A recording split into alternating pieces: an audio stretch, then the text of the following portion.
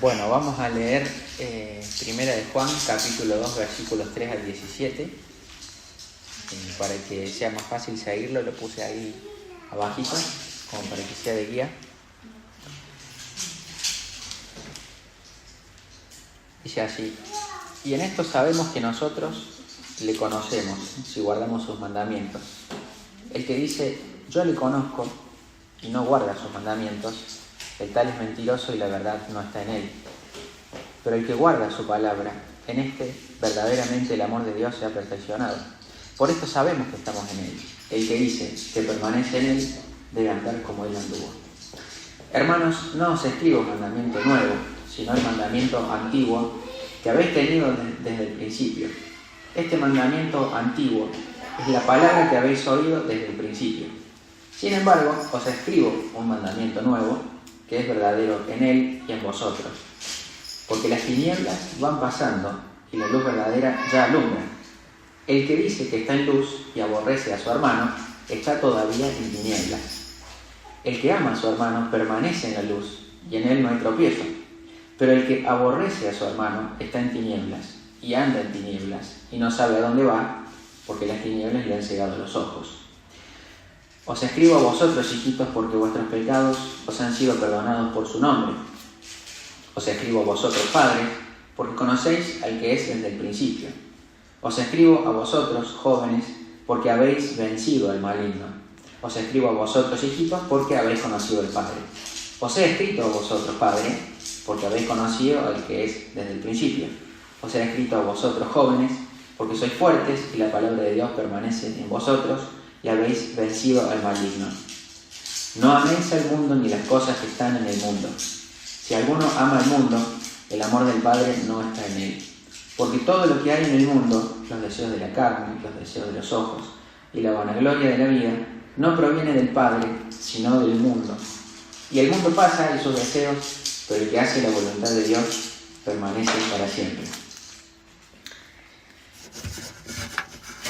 Bueno, ha sido una semana interesante para mi familia porque cuando estaba preparando este mensaje, Lilian se enfermó de los ojitos y bueno, estuvo bastante complicada. No es nada grave, pero estuvimos yendo y viniendo a la guardia y en ese momento pensaba yo, justo me tocaba hacer el mensaje, pero me di cuenta de que es la primera vez que preparo un mensaje siendo padre.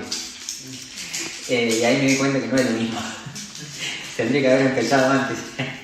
Igual está todo listo, pero bueno, quería de paso aprovechar y saludar a todos los padres. Les digo feliz día y también les agradezco a aquellos padres que me bendicen. Bueno, vamos a dividir por secciones. Esto me pide la cara para desbloquear el teléfono, así que tengo que poner la cara para que... Por eso estoy así, no es que tengo un tic ni nada. Así que bueno, vamos a comenzar con el mensaje. Vamos a dividir por secciones como para que sea un poquito más fácil de seguirlo, porque son varios versículos, ¿no? Vamos para la introducción. Muchas gracias, Javier. Hace poco hemos visto en los medios noticias muy trágicas que han pasado de crímenes o de cosas feas que pasan. Esta chica adolescente que falleció en manos de un hombre, la verdad, criminal. Y en general, cuando vemos muchos casos de esos donde hay una persona que comete un crimen, sale en todos lados, sale en la tele, sale en los medios, y de repente se hace difícil como huir de esa noticia, ¿no? Uno saca el teléfono y el algoritmo te tira algún video donde te muestra lo que hizo tal o cual persona, después lo ve en la tele, después abre la computadora y chequea las noticias y también sale ahí. No voy a decir el diario porque eso ya quedó atrás, pero los diarios digitales también se va actualizando la noticia cada vez más y bueno, como justamente la internet va haciendo todo más rápido, vamos viendo siempre todo lo que pasa. Y uno se siente conmovido por eso. Y muchas veces opina cuando está hablando con las personas que viven en su casa y miran la tele y uno se compenetra con la historia y de alguna forma la va siguiendo. Pero fíjense que hay un denominador común en todos estos casos, y es que siempre sale, a medida que van pasando los días, aparece el abogado defensor de la persona que cometió el crimen, de la persona o de las personas. Y uno automáticamente siente cierta indignación, o siente como un poco de rechazo, exactamente. Quieras o no, la Constitución argentina, o quizás no lo diga en el término correcto técnico porque no soy abogado, pero la persona que cometió el crimen tiene derecho, y uno se pregunta, ¿pero por qué? Resulta que el abogado que defiende, en realidad, no va a ir a decirle al juez, esta persona no cometió el crimen o no hizo nada. A veces está más que claro que lo hizo, porque hay videos, porque hay pruebas.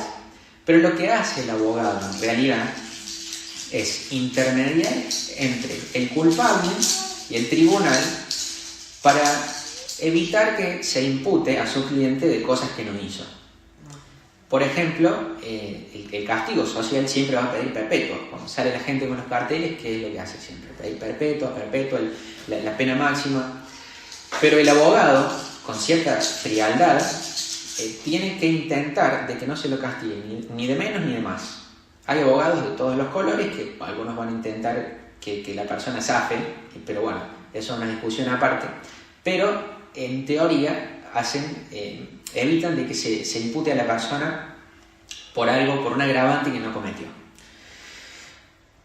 Ahora bien, el abogado puede no estar de acuerdo claramente con lo que hizo su cliente y no se trata en algunos casos de que sea culpable o no. Es culpable, pero en el Código Penal, justamente los códigos penales del mundo, ese grado de culpabilidad puede ser más alto o puede ser más bajo, y puede tener una pena más alta o más baja. Como por ejemplo en Dubái, si vos le sos infiel a tu cónyuge, vas a la cárcel. Eso está penado, ¿no? En Argentina no, habría varios en la cárcel por eso, pero en Argentina no es el caso, digamos, ¿no? Y bueno, por ejemplo, un youtuber mexicano muy conocido estuvo en Dubái y se quiso hacer el payaso porque había alquilado una Ferrari, e hizo algunos movimientos un poco provocativos y se comió una multa de $5.000. Este tipo, bueno, tiene mucho dinero y lo pagó, pero evidentemente las leyes en el mundo son muy distintas, ¿no? Sin embargo, y como estuvimos viendo la semana pasada, el Código Penal celestial es distinto, no es igual. Y es bastante simple. La Biblia dice, en Romanos, dice que la paga del pecado es muerte. Es decir, que básicamente todo pecado, sea un grado mayor o menor, tiene pena de muerte. Es duro, es bastante duro. Pero el abogado celestial que tenemos es muchísimo más alto que un abogado humano. El abogado humano, terrenal, por así decirlo, pone las pruebas, defiende a la persona le dan la condena, le dan 10 años en vez de 20, y el abogado se vuelve a su casa y cierra su carpetita, se vuelve a su casa y después va a defender a la próxima persona. Pero Cristo, a diferencia de ese abogado, se planta enfrente o se para enfrente del Padre, no niega nuestra culpa, pero lo toma Él. Él toma el castigo que nosotros tendríamos que recibir. Entonces Él es castigado por algo que no hizo y a nosotros nos da el mérito por algo que nosotros no hicimos. Nos da esa perfección que Él tiene, esa vida de obediencia, nos la da a nosotros. ¿Por qué hago esta introducción?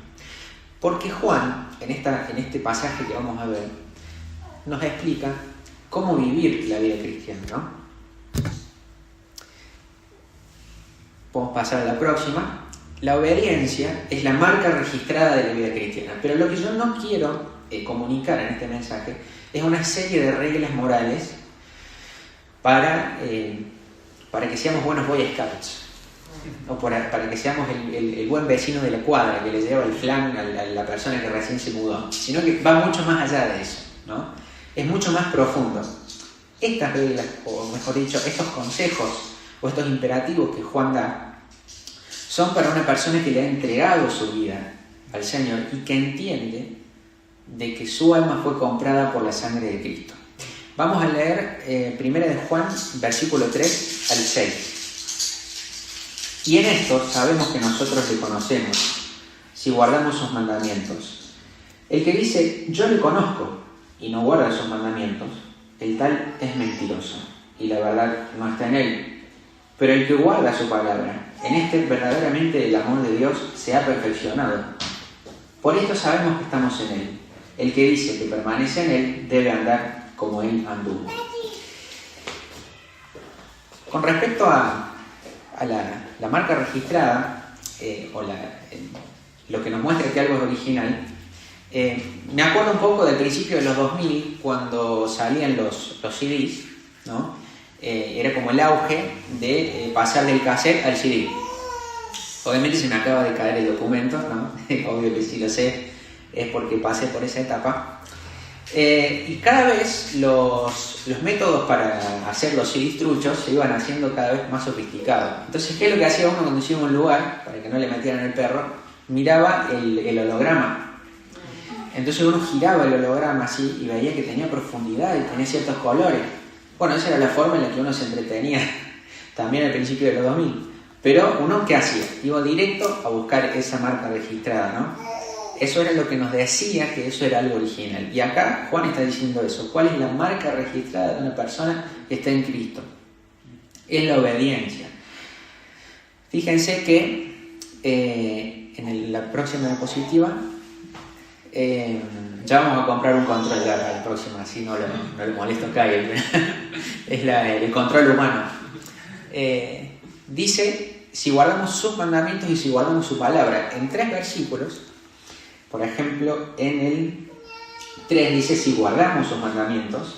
Después dice, en el 4, el que no guarda sus mandamientos. Y después dice en el 5, el que guarda su palabra. Es decir, que está haciendo un énfasis. Juan está repitiéndolo. Juan tiene una edad avanzada al momento de escribir esta carta. No es que lo repita porque se le pifió o porque está medio viejo, sino porque está haciendo un énfasis porque quiere que entendamos algo, ¿no?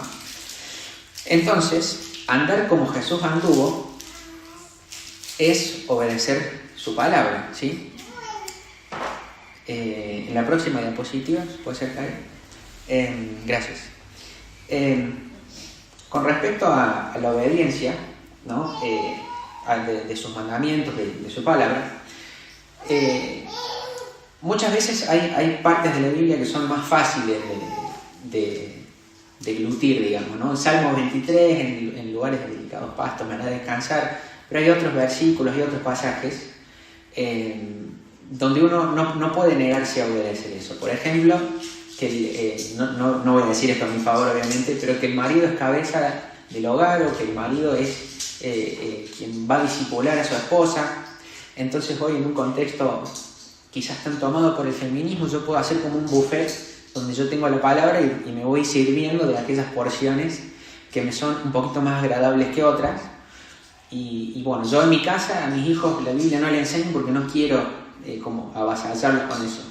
Entonces esta parte que yo necesito discipular a mis hijos, como que mucho no me va. Sino que acá Juan está hablando de toda la palabra, ¿no? Claramente hay matices donde uno va a estudiar, donde uno va a ver ciertos contextos que cambian, pero él está hablando de toda su palabra. Juan es bastante claro cuando habla de estos temas, ¿no? Posteriormente a eso, en la próxima diapositiva, Juan dice algo que es un poco confuso, ¿no? Como que uno quizás por ahí no lo entiende muy bien. Dice un mandamiento nuevo que no es nuevo. Y yo, cuando estaba viendo el mensaje, noté algo, que en el título dice el nuevo mandamiento. Y abajo dice, hermano, no os escribo mandamiento nuevo. Entonces, como digo, a lo mejor Juan escribió la carta a las 6 de la mañana y estaba medio dormido. y se le fueron cruzando los cables, digamos. Pero en realidad no es por eso. Y esto la verdad que fue uno de los puntos que más aprendí en este pasaje, que por ahí lo pasaba por alto. Entonces Juan acá hace una conexión. Sí, tenemos que andar como Jesús anduvo, tenemos que obedecer su palabra, pero eso es bastante amplio, ¿no? Y Juan hace como los periodistas, la pirámide invertida, no sé si alguna vez escucharon de eso. Los periodistas te dicen primero el titular, ¿no? Desapareció tal persona, y después te dice dónde desapareció, cuándo desapareció, cómo. Y Juan hace exactamente lo mismo. De alguna forma está aplicando una técnica periodística en aquellas épocas. Y él va aclarando de que andar como él anduvo empieza también por amar a los hermanos, ¿sí? Entonces, eso, perfecto. Fíjense que dice que es un mandamiento nuevo y a la vez no. Ese mandamiento que él está hablando es amar a los hermanos, es amar al prójimo. Pero eso es algo que ya habían escuchado mucho antes. Amarás a tu prójimo como a ti mismo, ¿no? Uno de los 10 mandamientos. Y me encanta cómo podemos ver acá que uno a sí mismo se ama tanto, por más de que uno piense de que a veces le falta amor a uno mismo. En realidad no, nuestra naturaleza es amarnos primero a nosotros y después amar al otro. Es decir, siempre voy a tener la tendencia de ponerme a mí en primer lugar. Sin embargo, desde ese mandamiento que dice ama a tu prójimo, así, ¿viste cómo te amas a vos mismo? Que te amas mucho y que te pones en primer lugar. Bueno, así tenés que amar al otro, como te amas a vos mismo, ¿no? Pero eso es algo que se había dicho de antes. Entonces, un mandamiento antiguo, pero a la vez es nuevo. ¿Por qué? Porque gracias a que Cristo nos ama a nosotros, es que nosotros estamos capacitados para amar a otros. Y es por eso que no es necesario que lo busquen, pero en esta misma carta, en el capítulo 4, versículo 19, dice que nosotros amamos porque Él nos amó primero.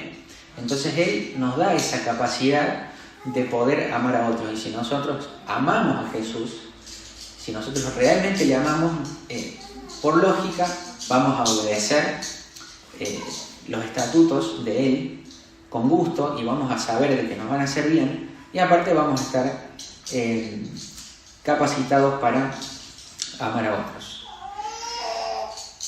Entonces vamos a leer, en la próxima diapositiva vamos a leer Juan, versículos 9 al 11.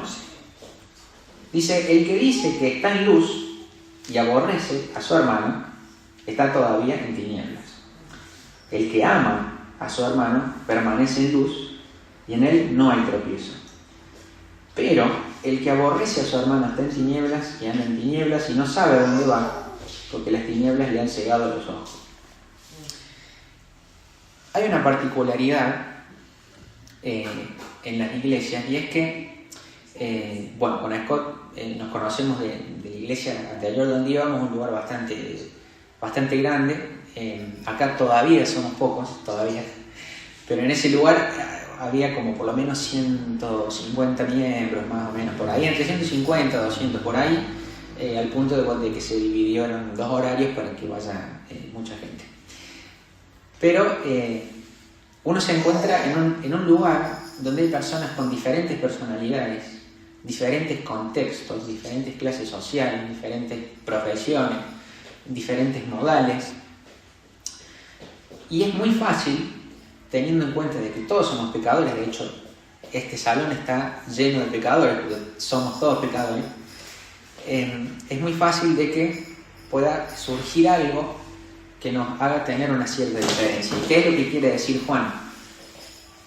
¿Cómo hacemos para amar a nuestros hermanos? Tenemos algunos ejemplos que podemos aplicar, que es, por ejemplo, buscar su bien sirviéndoles, dar la otra mejilla cuando ocurre alguna situación compleja, evitar conflictos y murmuraciones. No quiere decir, Juan, de que nosotros tenemos que ser todos amigos, de que yo tengo que entrar y llevarme bien, en el sentido de tener una relación súper profunda con todas las personas que yo vea. Obviamente eso no va a pasar, porque así como hay personas distintas en una congregación, siempre va a haber alguno que se va a llevar más con el otro. Por ejemplo, si, no sé, yo me llevo bien con Kyle, pero no soy tanto del gimnasio, pero si hay algún chico de que le gusta mucho la actividad física y seguramente Kyle lo quiere invitar a hacer trekking o hiking o muchas actividades, capaz que van a pasar más tiempo juntos porque es como que les gusta y bueno, son hermanos en la fe y hablan y comparten. Entonces siempre puede llegar a pasar que haya mayor afinidad con algunos hermanos y menos con otros. Sin embargo, el punto clave debe ser amar a esos hermanos. Es decir, que si alguien no me saludó en la iglesia o no me saludó bien, en vez de decir, mira, tal persona, no sé qué le pasó, pero yo lo fui a saludar y bueno, te cuento, viste, de que me miró medio mal. Ese tipo de actitudes, por pequeñas que sean, terminan generando división, terminan generando algo que no es bueno. Distinto es, por ejemplo, no decir nada, acercarse al hermano y decir, ¿puedo orar por vos? Inclusive si ese hermano no me cae bien, que puede pasar tranquilamente. Hay matices dentro de la iglesia donde a veces puedo tener ciertos choques, pero nada de eso, a pesar de que me cueste, nada de eso debe ser un impedimento para poder amar a esa persona. Ya orar por alguien que no conozco muy bien o con quien no me llevo muy bien, de alguna forma ya es servirle. Entonces siempre tenemos que buscar eso. Y yo me gustaría utilizar una especie de metáfora como para que se entienda bien. Puede ser la próxima. Estábamos haciendo unas tostadas con Anita y de la nada se cortó la luz. Y bueno, cuando se corta la luz, evidentemente es porque algo no está andando bien. Es decir, mientras que haya electricidad está todo bien, pero cuando se corta la luz, cuando queda todo en oscuridad, es porque hay alguna falla. Entonces evidentemente uno saca el teléfono y si ve que en el grupo de vecinos 5 personas escribieron ¿tienen luz? Es porque bueno, no es solamente tu zona. Pero yo sacaste el teléfono, no escribió nadie, ¿qué es lo que vas a hacer? Te vas a ir al disyuntor, exactamente, vas a ir a ver si saltó la térmica. Entonces a ver si hay alguna palanquita, yo no tengo idea, entonces yo veo que si hay una que está abajo es porque bueno, hay que subirla, digamos. O después, si se vuelve a cortar la luz, como nos pasó a nosotros, es porque la falla debe ser de algo. Bueno, resulta que el pan estaba haciendo mal contacto con la tostadora, entonces se empezaba a generar calor y se cortaba la térmica. Menos mal que el electricista fue bueno porque hizo toda la instalación eléctrica para que justamente cuando haya una falla salte, porque si no, no saltaba. O sea, te das cuenta cuando hay fuego. Ahí sí, evidentemente ya sabes de dónde viene el problema cuando ves el fuego, pero la idea es hacer algo antes de eso.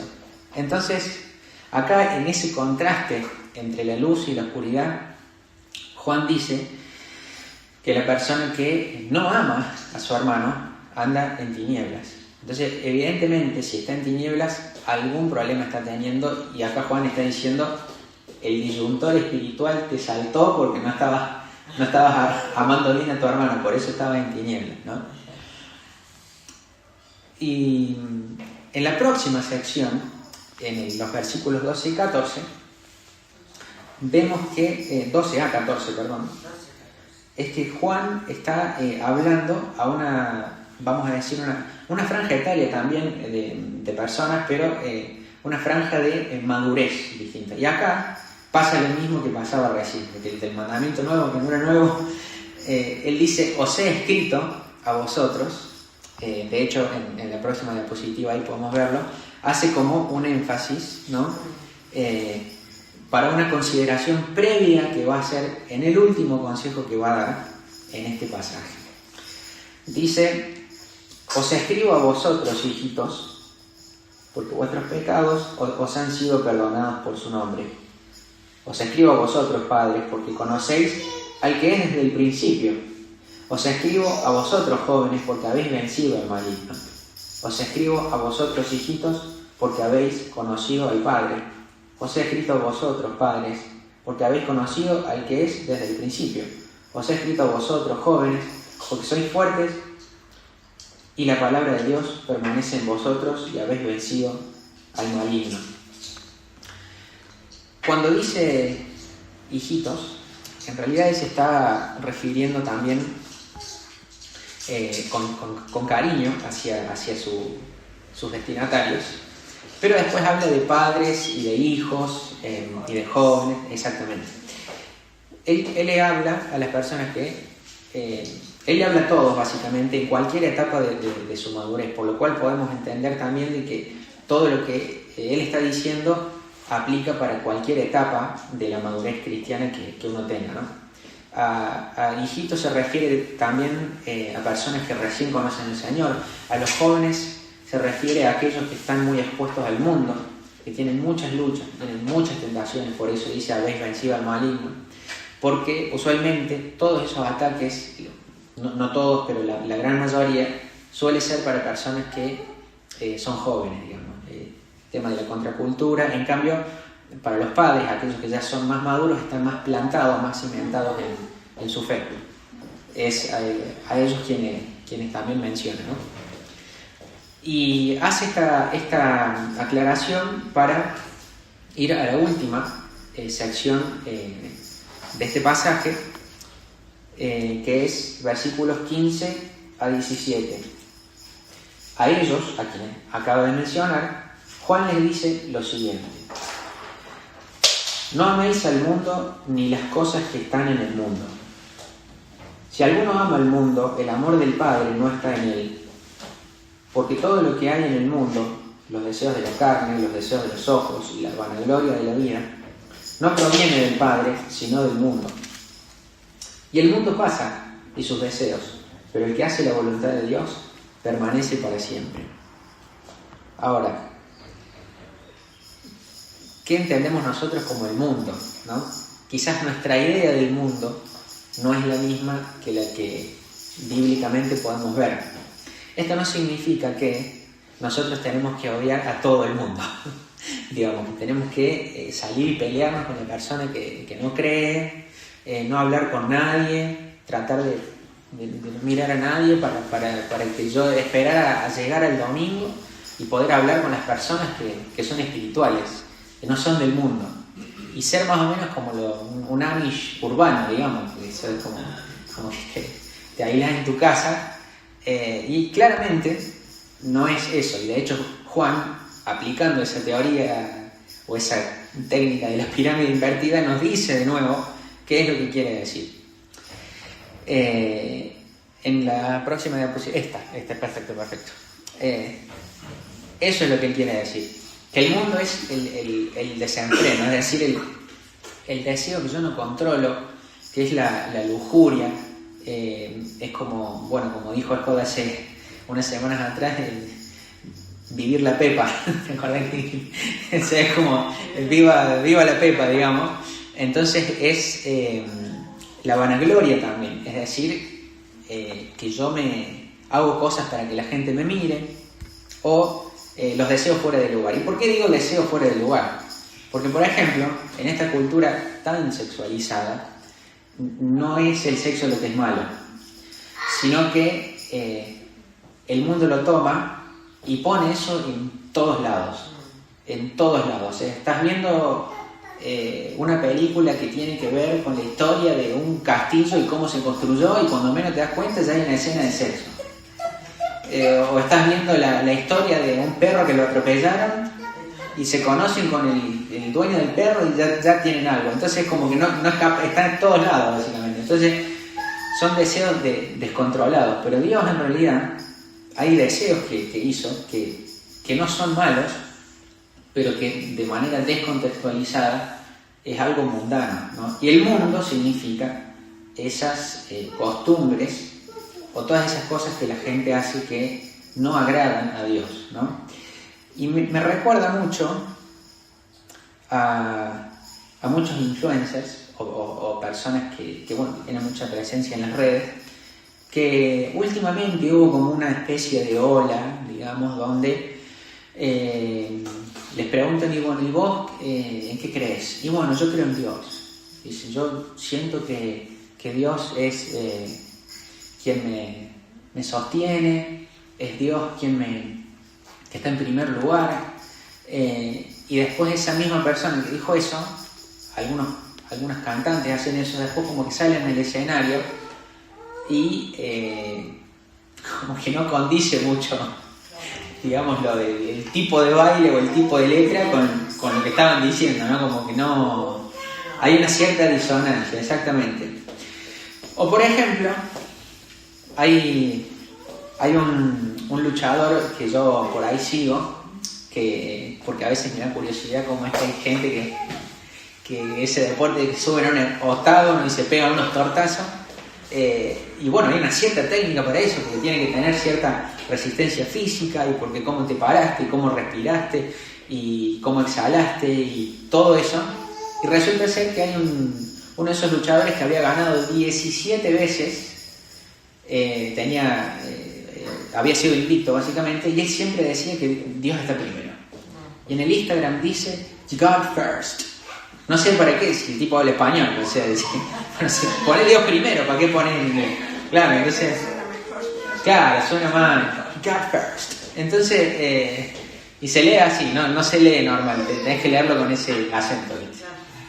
Entonces resulta que el tipo le dice que le iba a ganar a uno, este hombre que supuestamente ponía a Dios primero, le decía yo, no vas a durar 2 minutos, no vamos a llegar al segundo o tercer round. Claro, estaba re confiado. Sí, le había ganado a 17 tipos, uno más fuerte que el otro. Y bueno, hicieron el combate y al final le dejaron la cara como chicle mascado. O sea, lo disfrazaron de moretón al final. Y el tipo, el hermano, tuvo que salir a decir, basta, porque va a perder los ojos. O sea, terminó con quebraduras, todo. Entonces el hombre, después de hacer una reflexión, al final habló como que él se va a levantar de nuevo. ¿Y qué buscaba él? La vanagloria. Y eso es lo que me hacía acordar mucho de este versículo. Él tiene tatuada la inicial de su nombre acá en el pecho. Entonces como que todo lo que él ama, todo lo que él anhela, se nota por el esfuerzo que él pone, ¿no? Por el tiempo que pasa en el gimnasio, bueno, excelente lugar para hacer la metáfora, es el tiempo que pasa en las pesas, cómo se entrenan, todo el sufrimiento físico que él pasa va en pos de esa gloria ganada a través de cada batalla. Y cuando uno ama a Dios, cuando uno ama a alguien, cuando siente amor, pasa tiempo con esa persona, espera verse con esa persona. Y acá Juan no está diciéndonos que nos aguantemos de todo, que nos pongamos una cinta en la boca, que nos atemos la mano y que yo diga no voy a pecar, no voy a ver nada del mundo. Si nosotros vamos a tener esa postura estoica de tratar de huir de lo del mundo, pero en realidad me llama muchísimo la atención, como que hay ciertas pasiones a las que quisiera tirarme hacia eso, no tiene sentido. Por eso vale la aclaración de que la persona que ama al mundo, sí es cierto, aborrece a Dios, pero la persona que ama a Dios va a aborrecer al mundo. La persona que disfruta de su tiempo con el Señor, que disfruta ese momento de oración, también va a aborrecer las cosas que Dios aborrece, porque lo va a sentir, no simplemente porque hay una lista de prohibiciones, que simplemente no lo hagas y listo. Entonces esa pasión que este hombre tenía para esos ejercicios, todo, esa gloria se va, como bien dice acá, en la última parte dice, el mundo pasa y sus deseos. Este hombre había ganado 17 veces y de repente, con una sola vez que él haya tenido este golpe fuerte, esa gloria desapareció, fue como la nada. Todo el físico que él tenía, todo bien trabajado, el equipo con el que fue, toda la introducción que habían hecho, todo eso se había ido. No podía ni mirar, estaba lleno de sangre. Su oponente estaba limpito, parecía que no lo habían tocado. Fue realmente humillante y de hecho salió en muchos medios de comunicación, porque estaba siempre esa imagen así. Entonces el mundo pasa, el mundo es muy efímero, es mucho más efímero de lo que nosotros pensamos, ¿no? En cambio, el que permanece en el Señor, acá dice, pero el que hace la voluntad de Dios permanece para siempre. Porque esas pasiones después cuando el Señor venga nuevamente ya no van a estar. Pero la palabra del Señor, todo lo que nosotros obedecemos, eso tiene una relevancia eterna, eso tiene un valor incalculable, ¿sí? Bueno, vamos a las conclusiones.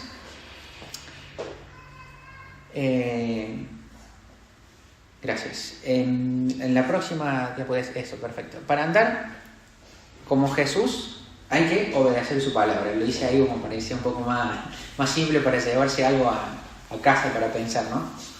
Andar en luz es amar a los hermanos, y amar a Dios es decirle no a las pasiones de este mundo. Pero algo que podría haber agregado también es decirle que sí a todas las bendiciones de Dios, ¿no? Esto no se trata de caer en un legalismo, no se trata de seguir reglas por seguir, se trata de entender de que la persona que va a hacer esto es porque le ha entregado su vida al Señor, porque sabe que esto le va a hacer bien. Y también nuestra obediencia no tiene que ser perfecta, principalmente porque no puede ser perfecta. Con que ya hayamos pecado anteriormente, esa perfección desaparece totalmente. Pero Jesús sí fue perfecto y Él sí se entregó a sí mismo. Lo que sí tenemos que ser nosotros es constantes.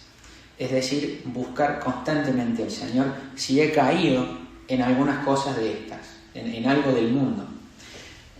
Anteriormente dice que si nosotros hemos pecado, abogado tenemos para con el Padre, tenemos un intermediario, tenemos como abogado para con el Padre a Jesucristo el justo. Entonces nosotros podemos volver hacia Él. Entonces cada vez nosotros caigamos eventualmente, la idea es correr hacia Dios, salir corriendo directo hacia Dios y no fuera de su presencia.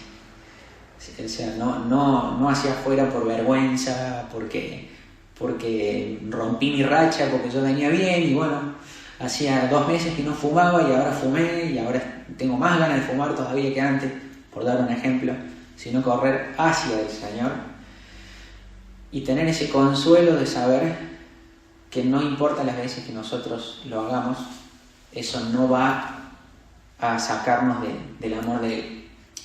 Entiéndase de que importa en el sentido de que no debemos hacerlo, pero nada nos puede separar de su amor y entonces podemos volver. Así que dejo esto para que meditemos, para que pensemos. Así que si lo quieren puedo pasarlo también al grupo.